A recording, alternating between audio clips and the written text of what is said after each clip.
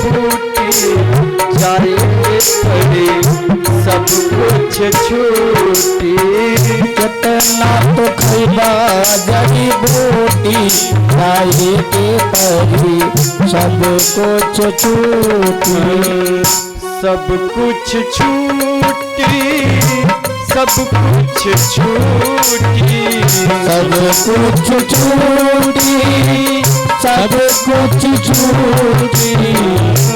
कितना तो खैबा जड़ी बूटी जाए के पड़े सब कुछ छूटी। कितना तो खैबा जड़ी बूटी खाए के परी सब कुछ छूटी।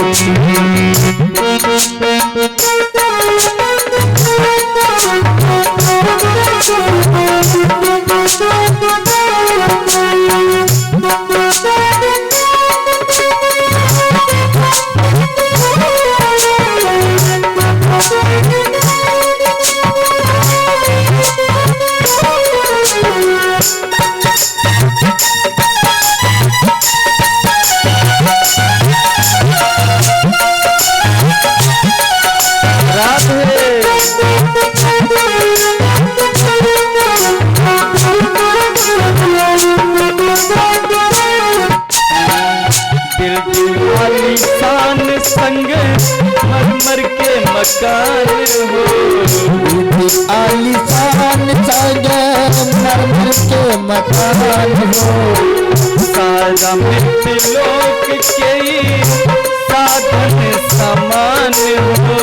सारा मृत्यु लोक के साधन समान हो। जाई न साथे कौड़ी फूटी जाए के पड़ी सब कुछ छूटी। जाई न साथे फूटी कौड़ी खाए के पड़ी सब कुछ छूटी। कितना खैबा जड़ी बूटी जाए के पड़े सब कुछ छूटी।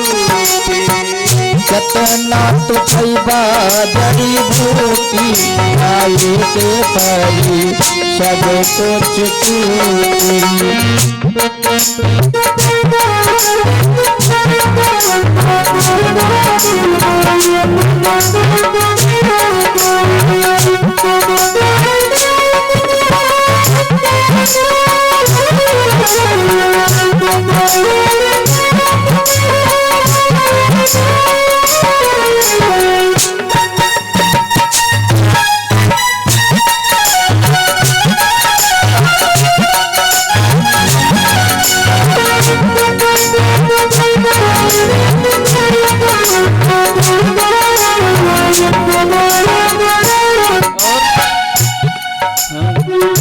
हम और तुम क्या है यहाँ पर रावण जैसा जो है राज नहीं कर पाया।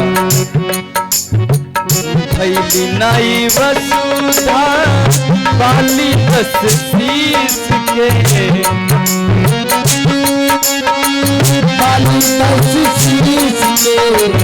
थैली नाई वसुधा बाली 10 शीश के। थैली नाई वसुधा बाली 10 शीश के। नाही कौनो चक्रवर्ती अवनीश के। नहीं कौनो चक्रवर्ती अवनीश के। सांस के डोरी जहिया टूटी सांस के डोरी जहिया टूटी जाए पड़ी सब कुछ छूटी। सांस के डोरी जहिया टूटी जाए के परी सब कुछ छूटी। कितना तो खैबो जड़ी बूटी खाए के परी सब कुछ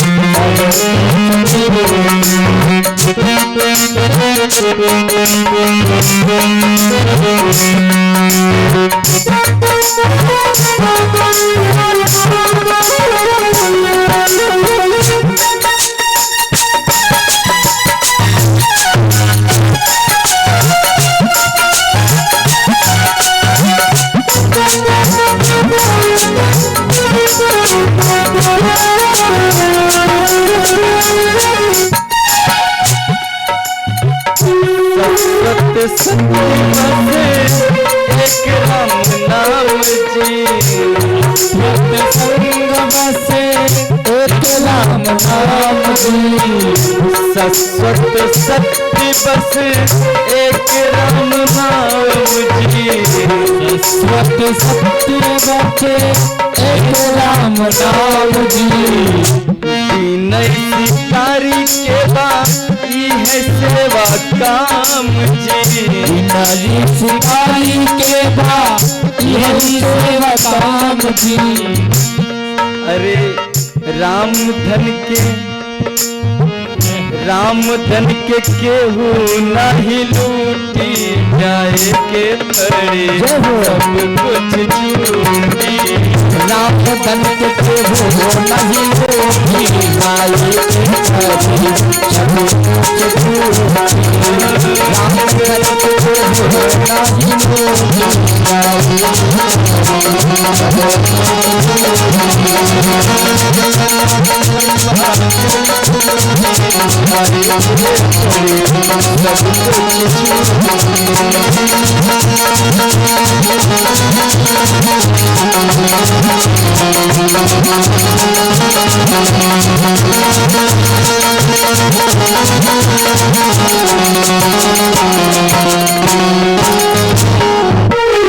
बोलिए नारायण भगवान की जय है।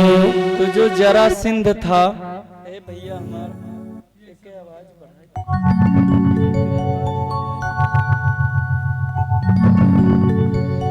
जो जरासिंध था वो भगवान का तो पक्का वैरी था ही। प्रारंभ हो गया युद्ध, 17 बार हराया भगवान ने। 18वें बार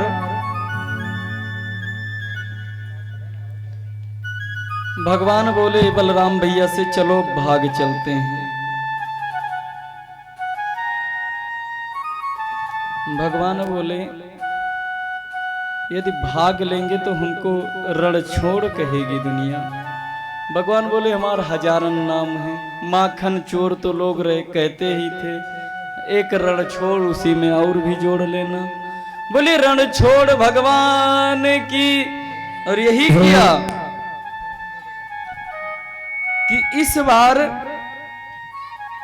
18वें युद्ध में लड़ते लड़ते प्रभु भाग लिए और दाऊ भैया को साथ लेकर जरासिंध आश्चर्यचकित हो गया। उसको पता ही नहीं चला।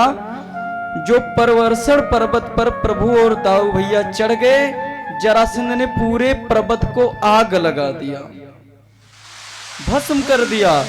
भगवान उसी समय पर्वत से समुद्र में पहुंचकर सीधे द्वारिकापुरी का निर्माण कर लिया और द्वारिकाधीश बन गए। बोलिए द्वारिकाधीश भगवान की। 11 वर्ष की अवस्था में वृंदावन छोड़कर भगवान मथुरा पधारे और 25 वर्ष की आयु में द्वारिकानाथ बन गए।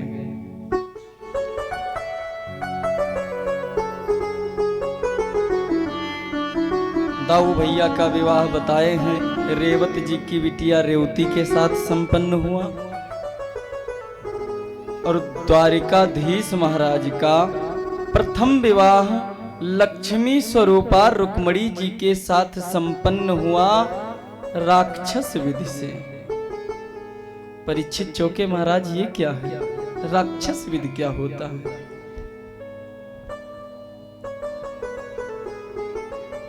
तो सुखदेव जी कहते हैं सुनो राजन, राजा आसीद भीष्म को नाम विदर्भधिपातिर महान, तस्य पंचा भवन पुत्र कन्या का चावरानम। विदर्भ देश के राजा भीष्मक जी की एक पुत्री थी जिसका नाम था रुक्मणी। इसके 5 बेटे थे, रुक्मी, रुक्मरथ, रुक्मबाहु, रुक्मकेशी और रुक्माली। 5 भाइयों की एक इकलौती बिटिया थी जिसका नाम था रुक्मणी। रुक्मणी जी बचपन से ही कृष्ण की चर्चा सुनते सुनते उनसे प्रेम करने लगी। एक दिन भीष्मक जी बोले, भैया बेटों से बोले अपने कि अपनी जो ये बिटिया है रुक्मणी जी, आपकी बहन, ये सयानी हो गई हैं, तो इनका विवाह कहीं करना चाहिए। मैं सोच रहा हूं क्यों ना द्वारिकाधीश कृष्णचंद्र से विवाह कर दूं। तो चार तो नहीं बोले, पर इनका एक बेटा था रुक्मणी, वो लाल पीला हो गया। मैं उस रण छोड़ से विवाह करूंगा जिसका बाप पिता भी कोई पता नहीं कि बाप कौन है माता कौन है। मैं उससे कभी ये विवाह नहीं करने वाला। भीष्मक जी बेचारे चुप हो गए। बेटा जो तेरी मन में आवे सो कर। दिन को रुक्मणी जाता है, शाम को आता है, कहता है पिताजी परसों बारात आ रही है। भीष्मक जी बोले ये कैसा खबर? बोले चट्ट मंगनी पट्ट विवाह। पर किससे तय किया? कह रहा है सिंधु नरेश 10 घोष पुत्र श्री शिशुपाल के साथ विवाह तय करके आया रहा। अब जब ये खबर रुक्मणी जी को पता लगी तो जाई के भाभी जी से गुहार लगाई, सारी मन की इच्छा प्रबल कर दी कि मैं कृष्णचंद्र को अपना पति स्वरूप मानती हूं। तो भाभी जी ने कहा अब देर मत कर बहन, परसों तेरी बारात आ रही है।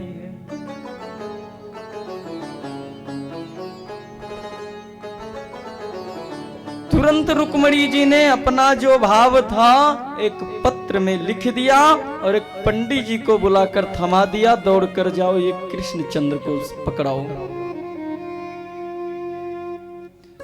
पंडित जी जाकर पहुंचे द्वारिकानाथ के पास रात को। द्वारिकानाथ ने जब भगवान ने देखा ब्राह्मण को तो आदर सत्कार बैठाया, भोजन आदि जब करा दिया तो बिठा के रति करी। अब महाराज जी बताइए आने का क्या कारण है? जो कहा तो पत्र पंडित जी ने भगवान के हाथ में थमा दिया। बोले क्या है ये? बोले ये आपका प्राइवेट है। भगवान बोले ब्राह्मणों से हमारा कोई प्राइवेट नहीं रहता, जो कुछ है आप सुनाओ। सरकार ये आपका सीक्रेट नहीं, आप सुनाओ। पंडित जी पढ़ना प्रारंभ किया। रुक्मणी जी ने 2 संबोधन किए। कहती हैं हे अच्युत, हे भुवन सुंदर, आप त्रिभुवन सुंदर हैं। आपकी मैंने महिमा बहुत सुनी पर कभी देखा नहीं आपको। आपकी प्रशंसा सुनते सुनते मेरे हृदय तल पर आपकी एक प्यारी सी छवि बन गई है।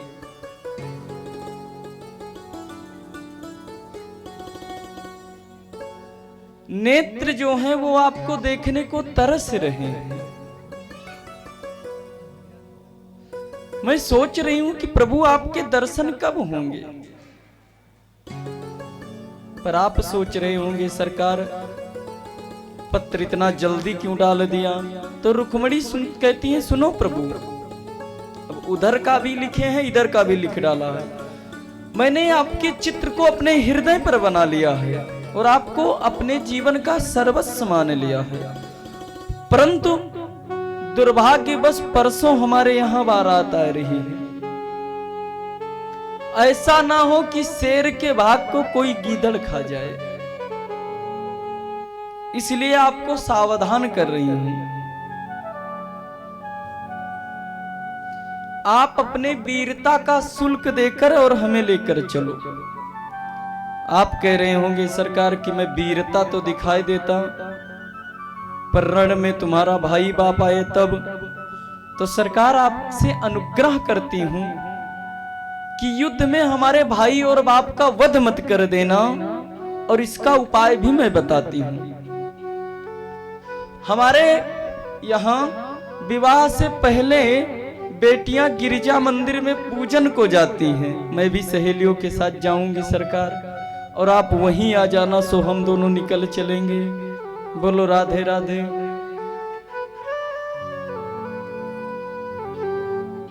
भगवान मुस्कुराकर बोले पंडित जी जो हाल रुक्मणी का है वही हाल हमारा भी है। पंडित जी बोलते हैं तुम्हारा क्या है?